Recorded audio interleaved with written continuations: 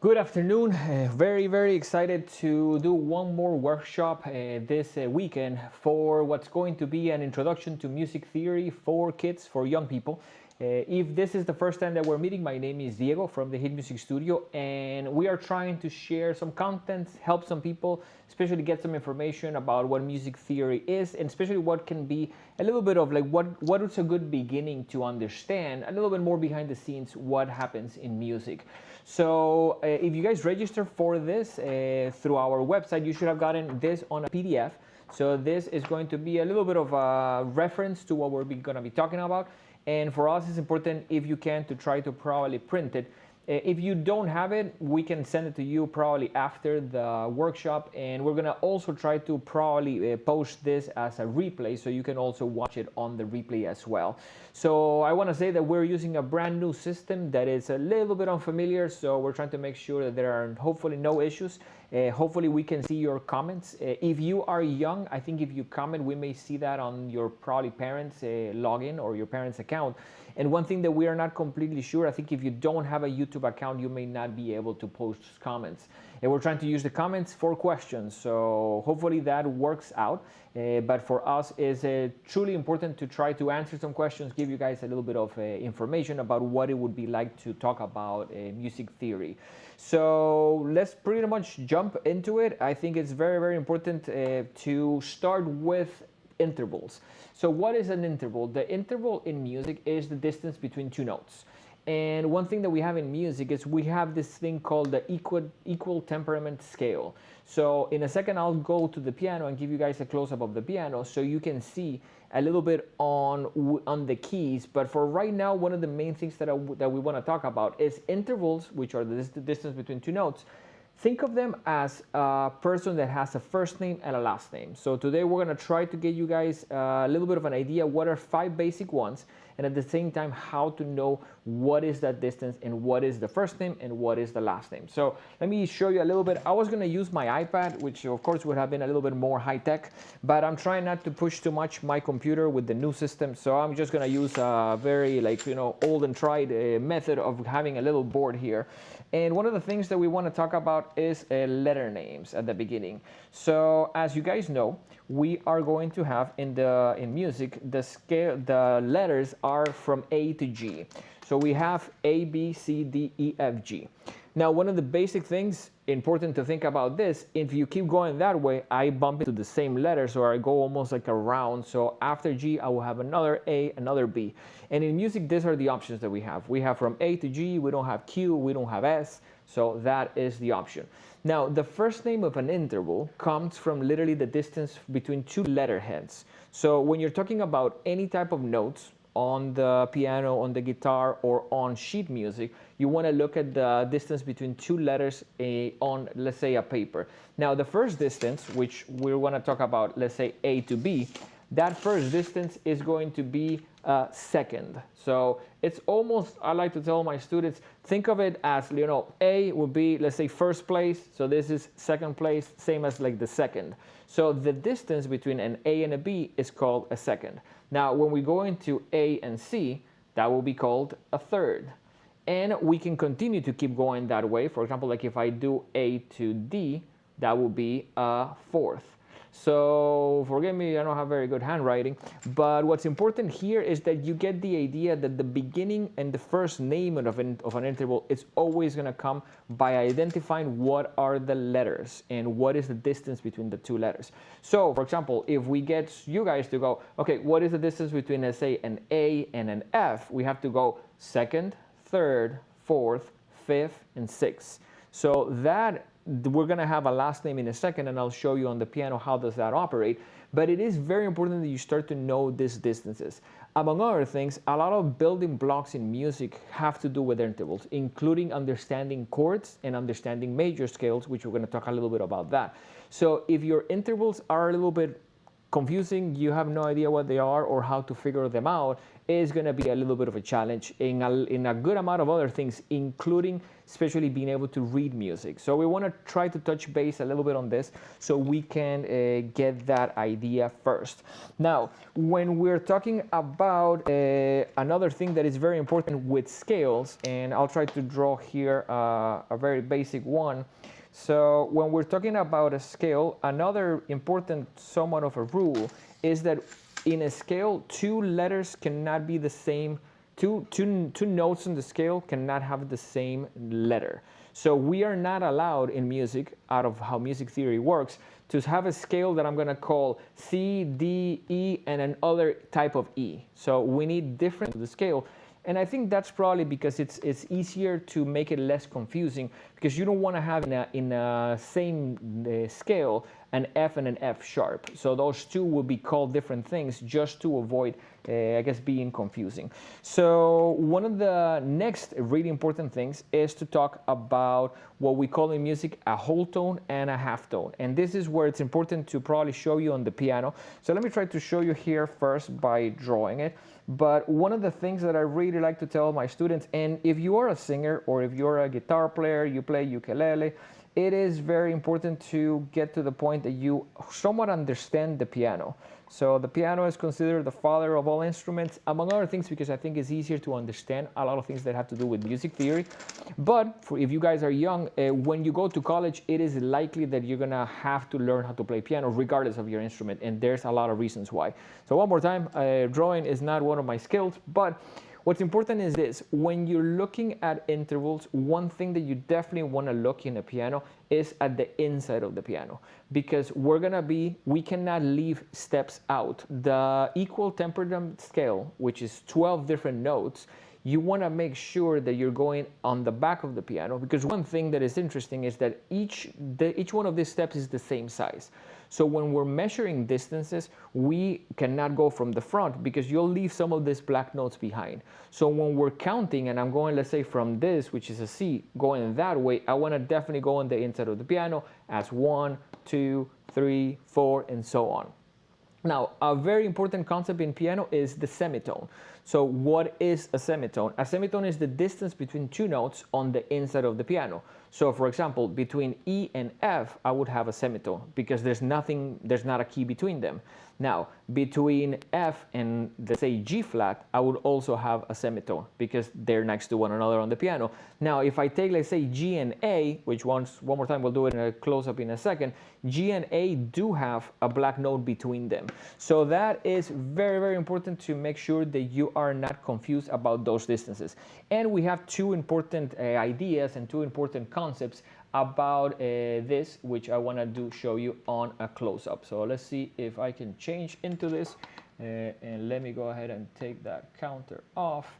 So when we're talking about distances on the piano, one of the things that you want to look, for example, is to always try to, I tell my students, if you're standing on a key, you're a person, let's say the piano is a building and these are the stairs, one thing that you want to think of is you want to count distances between two notes as you're climbing a stair. So if I'm a person, I'm standing on C. If I tell, okay, I want you to climb one stair, I'm going to count 1. So that's one climb. That's one semitone. So that's the smallest step that we have in music for an interval. Now, if I tell the person, okay, I want you to climb 2 steps, it's going to be 1, 2. That will be 2 semitones. Now, if I tell the person, I want you to climb 5, I'm going to go 1, 2, 3, 4, 5. So what's important is we don't count when you are standing, we count when you climb to the next one. And once again, always do this on the inside of the piano so we can make sure that you get clarity on it and that you always do it correctly. So another important aspect, and this is where we're gonna almost tie it into the major scale, is once we're talking about intervals, you wanna definitely think of 2 names, semitone and a whole tone. So a semitone is going to be the distance between 2 notes that are next to one another on the piano. A whole tone would be when we have a note in the middle, so in between them on the inside of the piano. So for example, between D and E, we have a whole tone because we have D sharp or E flat between them. Now, whenever we have, let's say, E to F sharp, that's a whole tone as well because we're skipping the F. So one of the basic building blocks, which we'll talk in a second about major scales, is that you want to make sure that you have clarity of what will be a whole step and what will be a half step. And in this case, and that's important almost to tie it to what we're talking about before, we also have the thing about the letter names. So for example, C to D is a second because those two letters are next to one another on the alphabet. But if I go C to D flat, that is also a second. And that's where we're talking about the first name of the interval. Now, you may have two people called, like my name, Diego, but they may have different last names. So this is where C to D flat has a different last name, it's a second, than C to D. And in this case, one of the biggest differences is I'll tell you now, this is a minor second, C to D flat, two notes that are next to one another on the piano, and C to D is actually a major second. So slowly, we want you to identify them, and we're going to talk about how to construct a major scale, which is one of the basic aspects about that. So we definitely want you guys to slowly be clear and almost do a practice, and we'll probably send you guys by email a practice with an answer key, so you can complete and look at first letter names and at the same time at notes on the staff. Now let me go back to the other camera because I want to show you one more thing here on the board. Now you can also do this at the beginning graphically by seeing it on a paper or on the staff. Let me make sure that I still have my highlighter or expo marker. Now when you're looking at lines and spaces on the staff, it operates very similarly as well. So we have this. You may have, let's say, a note on a line and a next note on the space. So that works the same way as the alphabet, because for example, this note will be G and this note will be A. So that is a second.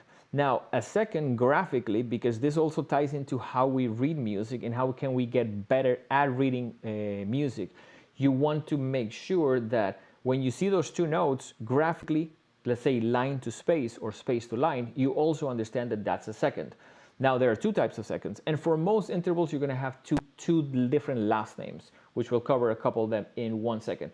But I also want you to know that, for example, when we go, let's say line to next line, and I'll erase it here for a second, and hopefully the next workshop we can try it with the iPad, which of course is a little bit easier.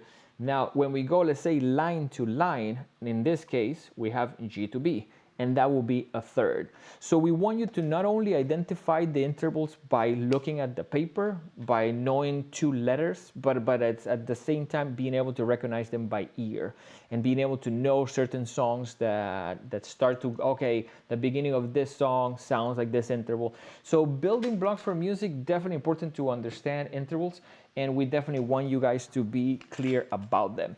Now, one of the things that we are going to talk about next, and I think this is one of the most interesting things about the way that things get built, is the major scale. So for some of you guys, if you are in one of our level 2, you should already have played a couple of major scales. So let me write the first one, which is a C major scale, and you have there all the notes. Now, if you look there at your worksheet, a little bit close to the middle, it has WWH, WWWH. So that is the construction in intervals of a major scale. And let me show you what it means. Here, that will be a W. That means that is a whole tone, or that's a major second. So between C and D, we have a D flat or C sharp on the piano. That will be a major second. Now we have between D and E, we have another whole tone, or two keys to the right. And as you can follow there from the paper, then you have half between E and F, and then you have another 3 whole tones. So W, W, W, and to finish, we have a half tone. So one of the things that we really want you guys to start understanding is that when we're talking about major scales do not really get constructed very chaotic, very like someone just, throw some things anywhere.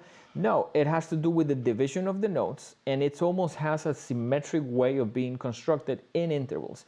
And one of the things that starts happening when you practice them, I think is a little bit easier if you understand the distance between two notes, instead of like only thinking about memorizing notes. Oh, okay, in this major scales is this, blah, blah, blah. No, it's almost like you want to start looking at the distances. Now, for guitar players, bass players, and even more interesting for drummers and singers, it's important to start understanding, let's say, your fretboard, because you don't want to just play by position and think of like, okay, this is 3 and 5 and 7. And no, you want to start thinking about G flat to A flat to B flat and being able to understand what is the relationship between the notes. So one of the things that we're gonna, I guess, somewhat cover, and I can see some comments here. Let me know so far if you guys have any questions about anything that we have covered, especially on the construction of the major scale. And one of the basic things that I want you guys to leave today is with the concept of what is a whole tone and what is a semitone, because those two are definitely used. And for whatever reason, I think one thing that happens in music and in music education is we have a whole tone and a half tone, and we also have a major second and a minor second. And those, of course, they're the same. So a whole tone is a major second, and a half tone, it's a minor second. So those two are important. So let's cover, I guess, one more thing, and I think this is somewhat of a trick question that I always ask my students, is like, for example, let's talk about the F major scale. So we have F, G, A, B flat, and then we have C, D, E, and one more time to F. So why we cannot call this note A sharp? So I don't know if anyone there in the chat has it there that could potentially answer that. Like, why would it be not correct to call that an A sharp? Because we do get this question, and I do get this question when I'm working with my students, of why this has to be called flat. And one interesting thing, and I think I learned this when I was in college, is people, for whatever reason, tend to read better when you're using flats than when you're using sharps. Even if it's the same note, but if you change it, and with the software that we use here at the school, you can change literally so to have the song displayed almost completely in sharps or completely in flats. For whatever reason, I think our mind naturally, for most people, can operate a little bit better with flats. But the reason, and I don't know if we have anyone there in the comments, one of the things that you want there, you don't want two letters to be repeated. So we cannot have A and A sharp, because that would repeat two letterheads. And in the rules of, I guess, music theory, any scale should have different names. So when we're operating with any of the major scales, you want to make sure that none of the notes are repeated. Now, here is where it gets even more tricky, and when I have to answer this question for people that are starting, it can get confusing, because it's one of those that the more that you talk about it, the more that they go like, well, what do you mean? It's almost like one question leads to more questions, because it can be confusing. Let's talk about G flat. So we have G flat major, which would be G flat, A flat, and B flat. Now the next note has to be called something C. But what's interesting here is that if you look at the construction, we have whole, whole, and then we have a half between these two notes. So if you look at the piano, well, between B flat and C, we don't have a half. So the note that needs to be between these two actually has to be the same key as B on the piano. So what happens in this key? In this key, we need to call this letter a C flat. And there is when we're starting to have a student that wants to play an Ariana Grande song, and all of a sudden you see C flats, and their mind is blown away, because it's like, what do you mean? Why would C flat exist? I don't understand. It's so confusing. And what letter would C flat be on the piano? So part of the goal today of doing this type of a little bit of a short class covering these things is so you guys can get an idea. First, what is the behind the scenes? Because in music, almost everything has a reason. There's very few things that would not almost be easy to explain. Almost every song that you hear on the radio is very easy to explain, the things that are behind it, why it works, what it doesn't. So this is one of the things that we see a lot in students when they start playing the scales and when they start reading music that can really get in the way. So one of the advice that we have as teachers and as a school is that you really need to learn your major scales. Because in the major scales, Two things. I think you are gonna try to first identify what the notes that you're working with. So get them under your hands. If you're a guitar player, bass player, first being able to play them. But at the same time, your mind starts to have to adapt that, okay, if I'm in the key of G flat major, I am gonna have C flats. And one of the things that for us is very interesting is that we have a lot of students that I think really enjoy music. They really enjoy the process of learning, but they're trying to somewhat bypass the major scale. It's a little bit like, like I don't love it. It's not. I'm not passionate about it. But I can tell you this, and I've been doing what I do for more than a decade now. There's a moment in which I think it's very hard to read almost any paper that is fairly complex in keys that have to do with these things. And then there's also a moment that when you want to start understanding songwriting, you want to start understanding how music gets produced. If you don't know these things, it really can get in the way for you to be able to push through. So one of the main things today that we wanted to really cover is the idea of practice your major scales, even preferably, and we're going to try to put a practice together so we have everyone's email that was a part of this workshop, so you guys can actually have specific intervals, and we're going to ask you what is this, what is that. So a little bit of a recap there. I think it's important to first look at the worksheet that we have here and figure out, and you can even draw it there on this one, like between A and B, that will be a second, between A and C, third. So the first name of the, interval comes from the spacing on the alphabet. Now, let's talk about what's here at the bottom of the sheet. And this is also very important. When you're starting to have names, and we wanted to cover here I believe it's 4 simple ones. We want to try to tell you what is the full name, because we have second and we have third, but we also have minor second, minor third. So if you look there at the major scale, the intervals that are going to start getting produced, and let me switch here to a close-up of the piano so I can show you. This would be C to D. That's going to be a major second. And a major second, it says there in parentheses, is 2 semitones. So if I'm a person standing on this key, I can go 1, 2. That gives me major second, and that's C to D.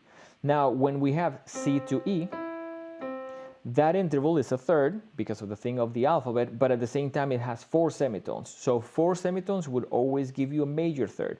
So 1, 2, 3, 4. So if I'm starting on C and I go on the inside of the piano, 1, 2, 3, 4, that will be a major third.